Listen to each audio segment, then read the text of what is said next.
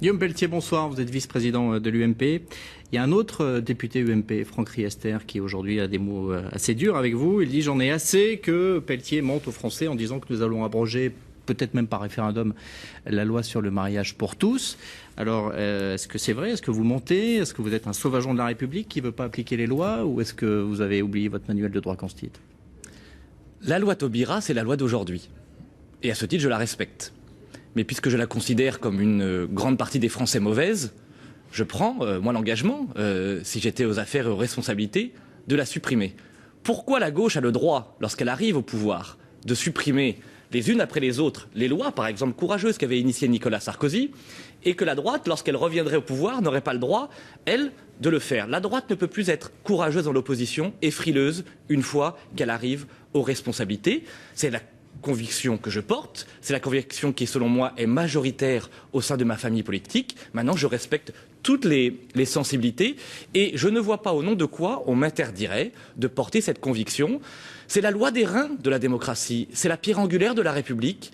Aucune personnalité, aucun politique, aucun journaliste, aucun commentateur ne peut dessaisir aujourd'hui les majorités de demain. Eh bien, la majorité de demain, qui j'espère sera nôtre, prend aujourd'hui cet engagement. Vous êtes majoritaire dans votre parti sur cette ligne?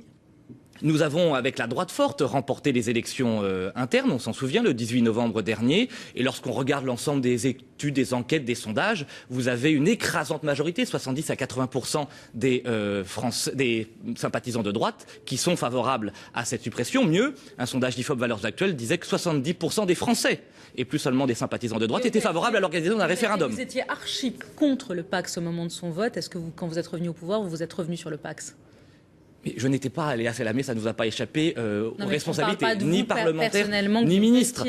Je m'étais opposé à cette époque à la question du Pacs parce que, et nous avions raison de le dire, je craignais que le Pacs mène au mariage homosexuel et à l'adoption d'enfants par les couples homosexuels. Je suis dans cette constance et cette cohérence. J'ai toujours été favorable à une union civile pour les personnes de même sexe, parce que tout amour est respectable et qu'il est légitime que chacun puisse bénéficier d'une protection successorale, patrimoniale, etc. Pour autant, pour moi, le mariage n'est pas un droit. C'est une institution aussi ancienne que la civilisation. Et je considère que l'adoption, ça n'est pas donner un enfant à une famille, mais offrir une famille à un enfant. C'est un trésor précieux auquel je suis attaché comme la prunelle de mes yeux.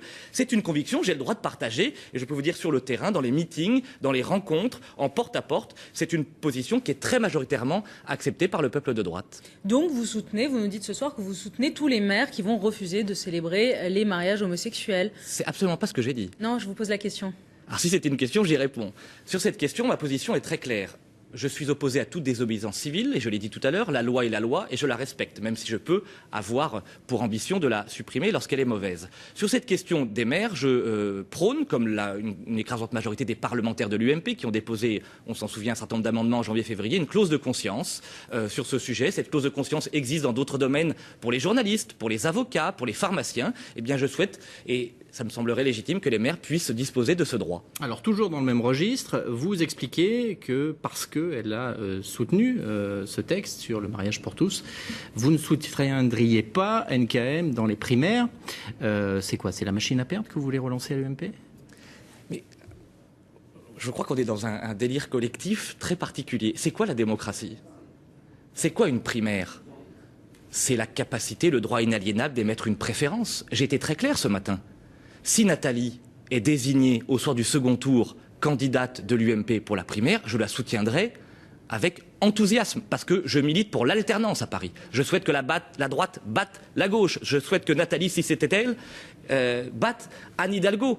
Mais une primaire, c'est la capacité d'émettre une préférence, un choix. Et au nom des convictions et des valeurs qui sont les miennes, je considère que Pierre-Yves Bournazel, par exemple, ou Jean-François Le Garret sont mieux placés et mieux à même de défendre nos convictions. C'est pour perdre aussi. Mais qu'est-ce qu'on en sait? On disait la même chose de Bertrand Delanoë, je m'en souviens, face à Jack Lang en 2001, lors de la primaire socialiste. On disait « Mais monsieur Delanoë, vous n'allez quand même pas vous présenter. Vous êtes un inconnu, un anonyme. C'est Jack Lang qui peut battre monsieur Tibéri. » Et monsieur Delanoë l'a emporté, non seulement à gauche, mais en plus, il a remporté la mairie de Paris. Donc, Je crois que la primaire, c'était pareil pour les... Vous voyez, il y a des gens...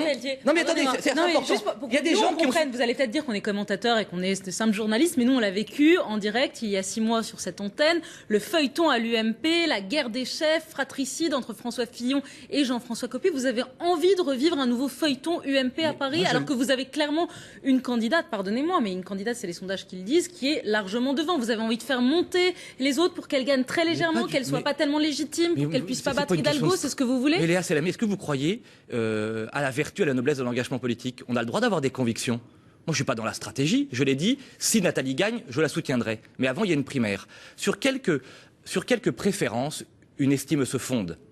Et c'est n'estimer rien que d'estimer tout le monde. C'est Molière qui disait ça. Eh bien, j'ai le droit de revendiquer une estime privilégiée pour tel ou tel candidat. C'est ma conviction et je le dis de manière apaisée. Et je demande à celles et ceux qui, de manière un peu excessive aujourd'hui, m'ont répondu, de respecter mon choix. Je respecte que des parlementaires comme Claude Goasguen, Philippe Goujon, Jean-François Lamour et tant d'autres soutiennent Nathalie. C'est leur droit et je défends ce droit. Mais qu'on laisse d'autres parlementaires comme Pierre Charon, sénateur de Paris, par exemple, soutenir Pierre-Yves Bournazel. Certains ont soutenu Jean-François Copé, d'autres ont soutenu François Fillon. Est-ce qu'il était interdit de soutenir l'un ou l'autre? C'est la démocratie. Certains ont soutenu Martine Aubry, d'autres François Hollande dans la primaire socialiste. Et le soir, mais regardez le soir du second tour à la primaire socialiste, tout le monde était autour de François Hollande. Eh bien moi je le dis, je prends cet engagement aussi. Le soir du second tour des primaires à Paris, je soutiendrai le candidat quel qu'il soit.